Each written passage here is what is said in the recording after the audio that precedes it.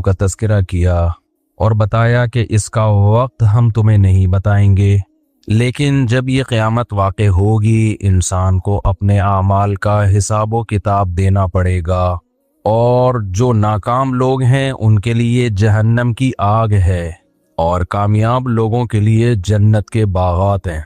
अब अल्लाह ताला जहन्नम की जब होलनाकियों को बयान करते हैं, इन्नहा लज़ा, भड़कती हुई आग है, सवाल पैदा होता है इतनी शदीद तरीन सज़ा, कम सज़ा छोटे मुजरिमों के लिए होती है, बड़ी सज़ा हमेशा बड़े मुजरिमों के लिए होती है। तो ये कौन से बड़े मुजरिम हैं जिनको इतनी बड़ी सज़ा दी जाएगी? तो अल्लाह कहते हैं तदउ मन अदबरा व तवल्ला, ये उन लोगों को अपनी तरफ बुलाएगी जिन्होंने हमारे हुक्म से पीठ फेरी और मुंह मोड़ा। दुनिया में कोई भी किसी को बुला रहा हो ना और वो उसकी दावत को ठुकरा दे, तो ठुकराने वाले को, सारे ठुकराने वाले को एक जैसा मुजरिम नहीं समझा जाता। ये डिपेंड करता है कि बुलाने वाला कौन है। आज जो एथियस्ट मुल्हिद लोग हैं ना, कहते हैं नमाज नहीं पढ़ते तो अल्लाह उठा के आग में फेंक देगा। ये क्या बात हुई? बात नमाज पढ़ने या ना पढ़ने की नहीं है, बात इसकी है कि ऑर्डर देने वाला कौन है। जो जितना बड़ा होता है ना उसके ऑर्डर की वैल्यू उतनी ज्यादा होती है। मैं बार बार मिसाल देता हूँ कि आपके किसी दोस्त ने कहा यार पानी लेके आओ, आप नहीं लेकर आए, छोटा सा जुर्म समझा जाएगा, यार दोस्ती में इतना भी ख्याल नहीं किया, गया हुआ था ना, कूलर के पास ही था, लेता आता। लेकिन जैसे जैसे ऑर्डर बढ़ता चला जाएगा, आपके बड़े भाई ने बोला यार पानी ले आओ, आपने कहा नहीं ला रहा, यहाँ थोड़ा सा मामला जज्बाती हो जाएगा, भाई को आएगा गुस्सा, ये ज्यादा बड़ा जुर्म समझा जाएगा। कोई बूढ़ा आदमी आपसे पानी मांग रहा है, यार बेटा तुम कूलर के पास ही हो, मेरे से चला नहीं जाता, पानी ले आओ, आप नहीं लेकर आ रहे, जितने लोग वहां पर होंगे आपको बुरा भला कहेंगे, यार कुछ शर्म कर, कुछ हया कर, बूढ़ा आदमी है यार। चलो उससे चला जाता भी था तो एक बुजुर्गी, एक उम्र का भी कोई तकद्दुस होता है, कोई एहतराम होता है। ऑर्डर क्या है? सिर्फ पानी। ऑर्डर देने वाले से हुक्म चेंज हो रहा है कि नहीं हो रहा, उसकी वैल्यू चेंज हो रही है कि नहीं हो रही। यही फिर आपकी माँ या आपका बाप बोले और ज्यादा इसकी वैल्यू बढ़ जाएगी। तो बात ये नहीं है कि आप किसके हुक्म को फॉलो, कौन से हुक्म को फॉलो कर रहे हो, बात यह है कि हुक्म देने वाला कौन है। तीन चीजें होती हैं जिससे किसी के हुक्म की वैल्यू बढ़ती है। एक, आपका उससे रिलेशन क्या है। दूसरे, आपके उसके आप पर एहसानात कितने हैं। तीसरा, वो पावरफुल कितना है। तीन चीजें देखी जाती हैं। आपका दोस्त है, आपका उससे कोई एहसानात नहीं है उसके आपके ऊपर, ना वो कोई पावरफुल है, ताकतवर है, लेकिन रिलेशन है, वो भी अगर आपको किसी बात का कहता है तो आप उसका दिल रखते हो, आप कहते हो यार मेरा इससे क्या है, रिलेशन है। हालांकि उसने आप पर एहसानात भी नहीं किए और वो आपसे ज्यादा पावरफुल भी नहीं है, कुछ बिगाड़ भी नहीं सकता, लेकिन रिलेशन की बेस पे भी अहकाम को फॉलो किया जाता है। रिलेशन ऐसा है भाई, क्या करें यार, पुरानी दोस्ती है, कोई नई भी नहीं हुई है। और दूसरी चीज है, रिलेशन तो नहीं है लेकिन एहसान है। रिलेशन नहीं है लेकिन क्या है, एहसानात है। एहसान कैसा है भाई, एक दिन आपको पानी की जरूरत थी, उसने पिला दिया था, ये उसने एहसान किया था। अब वो आपसे कह रहे यार जरा मुझे पानी पिला दो या मुझे 50 रुपए दे दो, जरूरत है, और याद भी दिला दिया उसने, यार याद है तुम्हें एक दफा 50 रुपए की जरूरत थी तो मैंने दिए थे। कोई रिलेशन नहीं है आपका उससे, ना कोई कुछ बिगाड़ सकता है आपका वो, कि ना आप क्या कहते हो भाई एहसान किया था यार, तो मेरा भी फर्ज बनता है कि मैं बदला दूं, इसके ऑर्डर को मैं पूरा करूं। तीसरी चीज है ताकत और पावर। बाज दफा ना उसका एहसान ना कोई रिलेशन, लेकिन बंदा क्या होता है, पावरफुल होता है, तो आप उस पावरफुल होने की बेस पे भी उसके ऑर्डर को फॉलो करते हो। SHO साहब ने, पुलिस वाले गाड़ी रोकते हैं ना, कहते हैं डॉक्यूमेंट्स दिखाएं आप क्या दिखाते हैं उसको, डॉक्यूमेंट्स ही दिखाते हैं आप उसको, हालांकि ना कोई रिलेशन ना उसके कोई आप पर एहसानात, लेकिन आपको पता है यार नहीं दिखाए डॉक्यूमेंट्स, पावरफुल आदमी है, चालान कर देगा। तो जैसे जैसे वो ओहदा ऊपर होता चला जाएगा उसकी पावर बढ़ती चली जाएगी और उसके हुक्म की वैल्यू भी आपकी नज़र में बढ़ती चली जाएगी। भाई इसने ऑर्डर दिया है, SHO साहब आपको थाने बुलाएं, कोई पुलिस वाला कान में आके कह दे SHO साहब ने बुलाया, आप बोलोगे मैं खुद बाइक में जा रहा हूँ, इससे पहले कि मोबाइल आए मुझे उठा के लेके जाए, खुद तमीज से, हाँ भागना वहां होगा जहां आपको ये खतरा हो कि पकड़ा नहीं जाऊंगा, जहां पावर होगी वहां नहीं भागोगे आप। तो अब देखो एक ही ऑर्डर है, रिलेशन से चेंज हो रहा है, एहसानात से चेंज हो रहा है और ताकत और कुव्वत से चेंज हो रहा है। तो अल्लाह ताला कुरान में यही दलाइल देते हैं, तीन किस्म के अल्लाह ने दलाइल दिए हैं कि मेरी वैल्यू और मेरे ऑर्डर की वैल्यू सबसे ज्यादा होनी चाहिए, सबसे ज्यादा। नंबर एक, मैं सबसे ज्यादा ताकतवर हूं। अल्लाह मिसालें दे रहा है। असल में अल्लाह नजर आ रहा होता ना तो ना अल्लाह को नबी भेजने की जरूरत, ना कुरान नाजिल करने की जरूरत, क्योंकि एसएचओ साहब तो नजर आ रहे होते हैं, मोबाइल भी हमें नजर आ रही होती है। तो फिर एसएचओ साहब कुछ नहीं भेजते कि अपने समझाने के लिए तबलीग वाले को भेजें कि तबलीग वाले आके समझाएंगे, देखो पुलिस वाले जब भी बुलाएं तो चले जाया करो। नजर आ रही है ये चीज, अल्लाह हमें नजर नहीं आता, तभी तो आजमाइश है। पुलिस जब किसी को बुलाएगी तो जाना या ना जाना आजमाइश नहीं है, आपके पास ना जाने का ऑप्शन ही नहीं है। ऑप्शन जब है जब आप उससे भी ज्यादा पावरफुल हो। आपको एसएचओ ने बुलाया और इत्तेफाक से आप डीएसपी निकले ठीक है, तो उसको पता नहीं था कि ये फला थाने में डीएसपी है। फिर आप बोलोगे कि तूने मुझे बुलाया है ना, अब मैंने तुझे बुलाया है, तू आ जा। उसे कहते हैं लेने के देने पड़ जाना। जैसे एक आदमी ने चाकू निकाला, जो कुछ है जेब में निकाल दे, उसने जेब से पिस्टल निकाली और बोला अब तेरी जेब में जो कुछ है तू निकाल दे। तो अल्लाह ताला ने कुरान मजीद में अपनी ताकतवर होने के दलाइल दिए हैं। कहा भाई तुम्हें क्यों यकीन नहीं आता कि मैं पावरफुल हूं? तुम मुझे नहीं देख रहे, मेरी बनाई हुई चीजों को तो देख रहे हो ना। इतनी बड़ी कायनात बना दी और क्या कमालात हैं, क्या कमालात हैं, ऐसी पावर, ऐसी ताकत। फालिकुल हब, अल्लाह कहते हैं दाने को फाड़ के, गुठलियों को फाड़ के तनावर दरख्त बना देता हूं। अच्छा, ताकत अलग चीज है, कमालात एक अलग चीज है। बाज़ दफा इंसान में ताकत होती है, साहिब कमाल नहीं होता। वो एक बॉडी बिल्डर है, एक वेट को यूं उठा लेगा, ये कोई कमाल नहीं है। ये कहेंगे भाई वजन ज्यादा उठा लेता, ताकतवर होने की अलामत। कमाल क्या है? आपने कोई ऐसी चीज इजाद कर ली जो इंसानी अकल उससे आजिज आ गई। ताकत तो ये है कि आपने 20-50 किलो का बट्टा उठा लिया। कमाल क्या है? एक छोटी सी सुई में सुराख करके दिखा दिया आपने, है भाई। बॉडी बिल्डर ये काम कर सकता है, बल्कि छोटी सी सुई बना भी नहीं सकता। जितनी मशीनें बन चुकी हैं इस वक्त, जितनी चीजें इजादात हो रही हैं, सब साइंसदानों के कमालात है ना।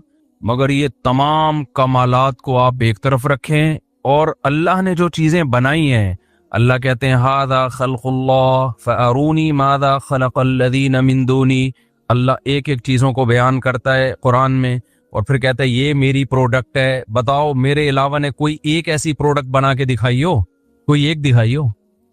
आप क्या समझते हैं हवाई जहाज कितनी पेचीदा मशीन है? नेट पे सर्च करें, मैं तो देखता हूँ ऐसी वीडियोस, बड़ा मजा आता है। जब जहाज इजाद हो रहे थे ये तजर्बे, फिर जहाज की मशीनरी बड़ी पेचीदा होती है, तभी उसके जो इंजीनियर होते हैं उनकी तनख्वाहें ठीक ठाक होती हैं। जहाज में ऐसा नहीं होता कि पलक में कचरा आ गया, गाड़ियों में तो होता है ना, पलक में कचरा आ गया, धक्का लगाओ चलो भाई वहां तक। जहाज में ये बहुत पेचीदा सेंसिटिव आलात लगे होते हैं, क्योंकि वहां ऐसा नहीं होता कि जी वहां थोड़ा सा झटका आया ना तो बस सबकी आंतें और गुर्दे फेफड़े निकले हुए होंगे। बहुत ही ऑटोमेटिक, एक सेंसिटिव किस्म का सिस्टम होता है जहाज में। बड़ा कमाल है जिन साइंसदानों ने, जिन इंजीनियर्स ने ये चीजें बनाई हैं। अल्लाह मिसाल देता है मक्खी और मच्छर की। आपने इतने बड़े बड़े जहाज बना दिए जिन्हें उड़ाने के लिए इतना ईंधन चाहिए, जो चलते हैं तो ब्रेक नहीं है उनकी, जिस स्पीड से चल रहे हैं तो चल रहे हैं। जहाज में ऐसा नहीं होता चल भाई इधर से यूं घुमा के यूं ले आ, चल भाई इधर से यूं घुमा के यूं ले जा, थोड़ा नीचे कर, खाला का घर आ रहा है वहीं उतार दे मुझे। अल्लाह ताला ने जो जहाज बनाए जिनको परिंदे कहा जाता है, ये जहाज किसी पायलट के मोहताज नहीं है। इनका पायलट कहाँ होता है? जहाज के अंदर एक छोटा सा दिमाग है जो उस जहाज को उड़ाएगा। हेडलाइट लगी हुई आंखों की शक्ल में। अवलम यरौ इला तयरी फौक़हुम साफ़ातिन व यक़बिज़न। अल्लाह कहते हैं इन परिंदों की तरफ नहीं देखते जो अपने परों को फैलाते हैं और हवा में ही सुकेड़ भी लेते हैं। कैसे स्पीड को मैनेज करते हैं। जहाजों के स्पीड को मैनेज करना आसान नहीं है, बहुत ही खुदकार किस्म के आलात, पेचीदा किस्म के आलात लगे हुए होते हैं। लेकिन अल्लाह ताला ने परिंदों को जो इनकी स्पीड है ना, वो खुद उसको मैनेज करते हैं अपने ही दिमाग से। जब परिंदे का ख्याल होता है स्पीड आहिस्ता करो, परों में ऐसा सिस्टम लगा हुआ है, वो पता नहीं क्या घुमाते हैं परों को, स्पीड खुद ब खुद क्या हो जाती है, आहिस्ता। वही पायलट फैसला करता है इधर को घूमना है, फौरन इधर को घूम जाते हैं। वही पायलट फैसला करता है, खुद जहाज ही फैसला कर रहा है कि मैंने किधर जाना है। जहाज को कितना ईंधन चाहिए वो जहाज ही बता रहा होता है कि तुझे भूख लग रही है, अब तू इतने दाने जो भी उसको खाना है ना, जैसे समंदर के ऊपर जो परिंदे होते हैं अक्सर मछलियां खाते हैं, तो पायलट खुद बता रहा होता है, हमारे यहाँ पायलट को अलग से इंजीनियर्स आके बता रहे होते हैं कि इतना फ्यूल चाहिए हमें कराची से लाहौर जाने के लिए। जब ये परिंदे लंबे लंबे सफर करते हैं तो किस परिंदे को कितना फ्यूल चाहिए, फ्यूल भी कितना देसी और सादा रखा हुआ है, कोई पेट्रोल नहीं चाहिए उनको, वरना तो कितनी टेंशन में आ जाते वो परिंदे। पेट्रोल महंगा होने से परिंदे ही बेचारे बर्बाद हो जाते। अल्लाह ने कहा है तुम्हें ईंधन वहां से मिलेगा जो चीज पूरी दुनिया में कॉमन है। समंदर की मछलियां खा लो, ये तुम्हें एनर्जी देंगी, दाना खा लो, बाजरा खा लो, और क्या क्या काम अल्लाह इन परिंदों से ले रहे हैं। मैं बड़ा हैरान होता था कि दुनिया में इतने बड़े बड़े जंगलात वजूद में कैसे आ गए, इनमें बीज किसने डाला है जाके। अमेज़न के जंगलात देख लो, थाईलैंड के जंगलात देख लो, मरी और नथिया गली के जंगलात देख लो, पूरी दुनिया में है ना जंगलात, तो ये बीज कहां से आया यहाँ पे? हैरानगी की बात है या नहीं है? माहिरीन ने इस पे तहकीक की, उन्होंने कहा ये बहुत सारे बीज परिंदों ने पूरी दुनिया में फैलाए हैं। परिंदे जब खाते हैं ना, दाना वाना खा रहे हैं कोई भी, तो इनके बीज हजम नहीं होते, और ये इनकी बीट में बाज दफा बीज हजम नहीं होता, बीट में निकल के जमीन पे गिरता है, उसी से पौधा निकल आता। तो अल्लाह ने इनके जिम्मे जब जमीन को बनाया, अल्लाह ने पूरी दुनिया को अल्लाह ने आबाद करना था, तो अल्लाह ने अबाबील से जैसे काम लिया ना अबरहा के लश्कर को तबाह करने का, तो अल्लाह ने परिंदों से काम लिया पूरी दुनिया में बीज पहुंचा दो ताकि लंबे लंबे दरख्त पूरी दुनिया में उगाएं। ये काम परिंदों, क्योंकि इंसान को आबाद करना था तो पूरी दुनिया को सूटेबल बनाया जा रहा था कि वो इंसान के लिए रिहाइश के काबिल बने। वो कैसे? परिंदों के जरिए। परिंदों को खुद भी पता नहीं कि हम क्या कर रहे हैं। बड़ी मशीन में पेचीदा आलात का फिट करना आसान है, बहुत छोटी मशीन होती चली जाएगी ना, उसमें पेचीदा आलात का फिट करना मुश्किल होता चला जाएगा। आपको पता है मशीनरी जितनी छोटी हो उतनी उतनी साइंस का कमाल है छोटी मशीन बनाना। अल्लाह मियाँ ने जितनी टेक्निकल किस्म की मशीनें बनाई है ना, उनका हुजम बहुत छोटा रखा है, बहुत छोटी छोटी बनाई है, काम बड़े बड़े ले रहा है अल्लाह उनसे। मिसाल के तौर पर अल्लाह ने एक ऐसा हवाई जहाज बनाया जो हवाई जहाज भी और शहद बनाता है। वो हवाई जहाज भी है और क्या है, शहद बनाता है। अब वो ट्रेवलिंग करता है तो वो ट्रिग्नोमेट्री का जो इल्म है ना, कर्व ट्रिग्नोमेट्री, वो अल्लाह ने सॉफ्टवेयर उसकी खोपड़ी में डाल दिए पहले से। वो बाय एयर ऐसे रास्तों पे शहद की मक्खी सफर करती है, और वो बाय एयर भी सफर करती है और अपना रास्ता नहीं बोलती। क्या साहिब, क्या कमाल कर दी। उसकी खोपड़ी इतनी सी है, इतनी मामूली सी खोपड़ी के अंदर सब कुछ है, इतनी सी। शहद की मक्खी की खोपड़ी तो देखो, इसमें सॉफ्टवेयर डाले कहां से होंगे? कोई इतनी सी यूएसबी आपके पास ले आए ना कि इसमें 100 जीबी का ये सॉफ्टवेयर है, ये डाल दो। आप बोलेगा भाई पागल हो रहा है क्या, इसमें तार लगेगी कैसे? है भाई। तो शहद की मक्खी के इतनी सी खोपड़ी है जो चश्मा लगाए बगैर नजर भी नहीं आती। उस छोटी सी खोपड़ी के अंदर क्या कमालात हैं यार, क्या सॉफ्टवेयर डाल दिए हैं। औहा रब्बुका इलन नहल अनित्तखिदी मिनल जिबाली बुयूता व मिनश शजर। जहां से भी मक्खी उठा के लाओगे वो एक ही काम करना शुरू कर देगी। आप शहद की मक्खियों का जत्था लाके यहाँ छोड़ दो, सबसे पहले वो सूटेबल जगह तलाश करना शुरू कर देंगे। उनका काम, उनमें ऐसा खोपड़ी में चीजें डाल दी हैं कि आप जो मर्जी करो, उन्होंने यही करना है। जब ला के छोड़ा उनके दिमाग में बस एक ही चीज सवार है, भूत सवार है उनकी खोपड़ी में कि यार हमें कोई सूटेबल जगह मिले जहां हमने क्या बनाना है, छत्ता। वो सब मिलके यही प्रोग्राम, यही मशवरे, यही उनके, हमारे वजीर आजम नहीं बन पा रहा और वो एक दिन के अंदर अंदर पूरा प्रोग्राम उनका सेट हो जाता है। लोग तो कह रहे हैं मुफ्ती तारिक मसूद साहब को बना दो, मौका अच्छा है, अभी आप मुझे बना दो, 4 शादियां सबकी पक्की इंशाल्लाह। बेहतरीन मौका। अब ये चांस अगर मिस कर दिया ना तो हर दफा ऐसे चांस नहीं आते, ये बता रहा हूं मैं, और डंडे मार मार के, ये भी मैंने कहा था बयान में। तो इतनी सी खोपड़ी। खैर, अल्लाह ताला कहते हैं ये अल्लाह के कमालात हैं। अल्लाह कहते हैं पहाड़ों में इतनी अजीब अजीब किस्म के पहाड़ है ना, वगराबी बुसूद, स्याह पहाड़ भी आपको मिलेंगे, सफेद पहाड़ भी आपको मिलेंगे। पहाड़ों को खोदते चले जाओ, खजाने निकलते चले जाएंगे। वो नमक की कान देखी है, नमक के बड़े बड़े पहाड़, भाई ये कैसे बना? अल्लाह को पता था दुनिया आबाद होगी, इनको नमक की जरूरत होगी, तो इतने खेवड़ा की जो कान है इतनी बड़ी। मैं तो गया हूं ना उसमें, ऊपर ट्रेनें चल रही हैं, फिर नीचे अंदर उसके नीचे, यानी इतने अपार्टमेंट हैं उस पहाड़ के ऊपर भी, पहाड़ के नीचे भी। और पता नहीं 500 साल से कहा जाता है कि नमक खोद खोद के इंसान निकाल रहा है, नमक खत्म होने का नाम नहीं ले रहा, ऐसे खोद खोद के निकाल रहे। इतना नमक के पहाड़ अल्लाह ने पैदा कर। कोयले की कानें हैं, है मिट्टी, कोयला कैसे बना दिया उसने।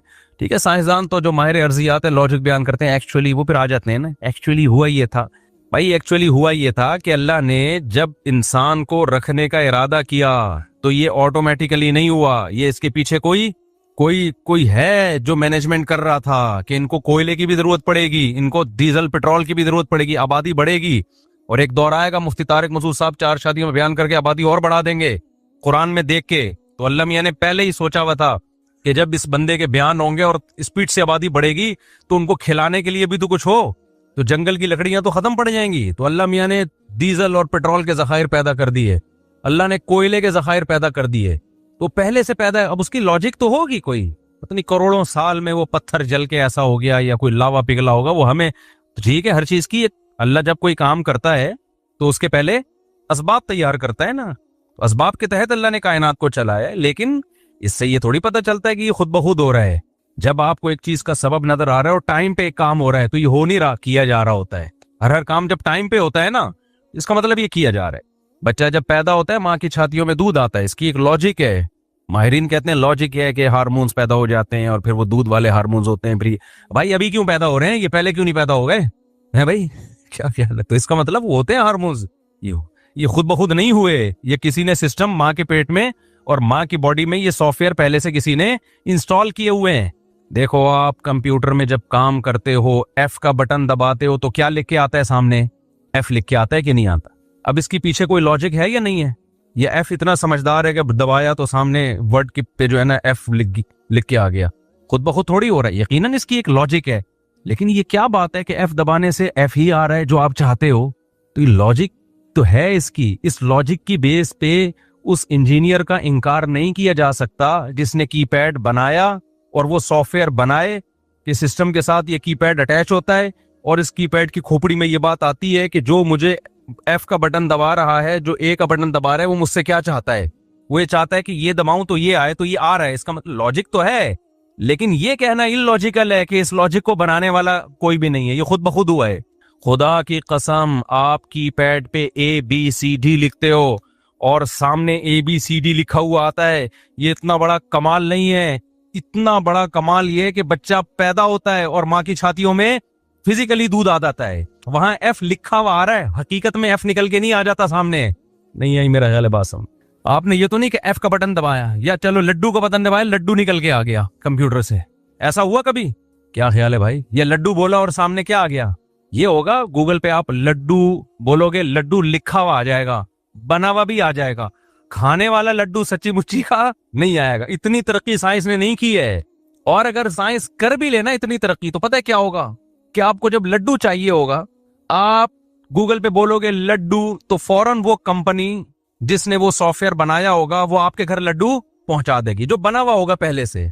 बहुत ज्यादा तरक्की होगी तो ये हो जाएगा ना, लड्डू बोला ठक करके। वो कल किसी ने चंद दिन पहले जो है ना, ये जो आजकल पाकिस्तानी कौम बहुत फारिग है यार, और मीम्स बनाने में तो बड़ी मास्टर है। वो किसी ने भेजा कि वो एक आदमी गूगल से कह रहा है ये वाला गाना सुना, पूरा गाना गा लिया ना, ये वाला सुना, बोला 2-4 जुमले छोड़ दिए होंगे, गूगल ने कहा उल्लू के पट्टे पूरा गा ही लिया, तो कुछ जुमले रह गए वो भी गा ले खुद ही। गूगल ने जवाब दिया उल्लू के पट्टे पूरा गाना तो तूने गा ही लिया है, 2 जुमले भी खुद ही गा ले ना। तो एक टेक्नोलॉजी अब इतनी भी तरक्की करेगी, देखना आप, ये जो आर्टिफिशियल इंटेलिजेंस है ना, ये बहुत आगे जाने वाली है। तो ये भी बता देगी कि अब कम वक्त 2 लाइनें रह गई, ये गालियां भी देगी आपको कि उल्टे काम मत कर।